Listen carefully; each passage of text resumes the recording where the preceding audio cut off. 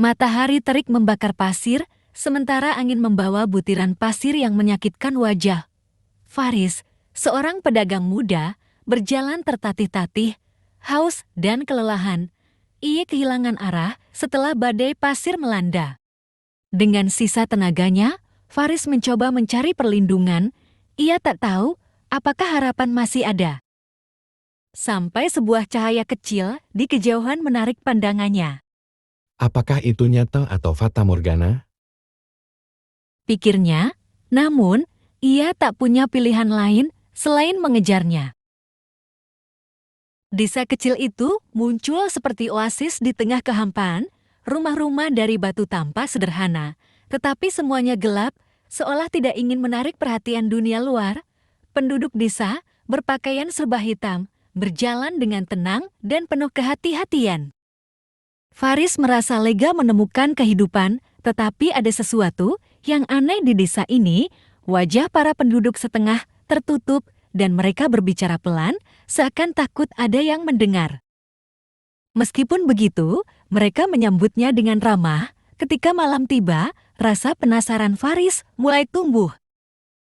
Di bawah cahaya bulan, Faris mendengar gemerisik langkah kaki dan suara bisikan. Ia mengintip melalui jendela kecil dan melihat penduduk desa membawa obor, berjalan berbaris menuju bukit.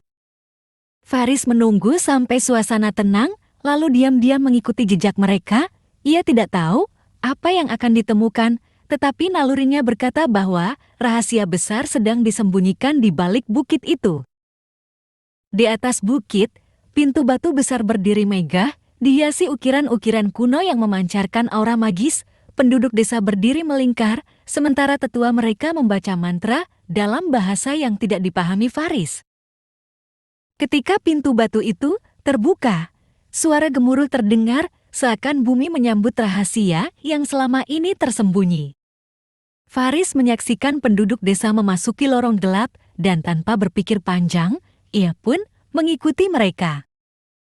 Ruang besar itu berkilauan dengan emas dan permata yang memenuhi setiap sudut. Di tengahnya berdiri sebuah patung burung emas yang megah dengan mata permata merah menyala yang memancarkan aura mengerikan. Faris terpesona oleh keindahan yang tak pernah ia bayangkan sebelumnya. Namun, suara tetua desa memecah kekagumannya. Jangan pernah menyentuh patung itu. Itu adalah penjaga sekaligus kutukan desa.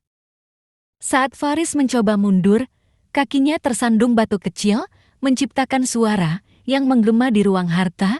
Semua penduduk desa menoleh ke arahnya dengan tatapan penuh ancaman. Tetua desa mendekatinya, suaranya berat dan penuh wibawa. Siapa kau dan apa yang kau cari di sini? Namun sebelum mereka bisa menghukumnya, mata patung burung itu mulai bersinar terang, kutukan telah bangkit. Suara bergema di seluruh ruangan, diiringi getaran yang membuat tanah runtuh. Lorong-lorong mulai runtuh, penduduk desa berlarian panik, sementara Faris memanfaatkan kekacauan itu untuk melarikan diri. Ia berlari sekuat tenaga, mendengar suara gemuruh di belakangnya. Ketika Faris mencapai permukaan, ia menoleh ke belakang. Desa itu lenyap dalam kegelapan, seolah tidak pernah ada. Namun, bayangan patung burung emas dengan mata merahnya terus menghantui pikirannya. Faris kembali ke peradaban, tetapi ia tidak pernah bisa melupakan apa yang ia lihat. Di malam-malam sepi, ia sering bermimpi buruk tentang mata merah menyala itu. Apakah desa itu nyata atau hanya ilusi? Tidak ada yang tahu, dan Faris memutuskan untuk membawa rahasia itu ke liang kuburnya.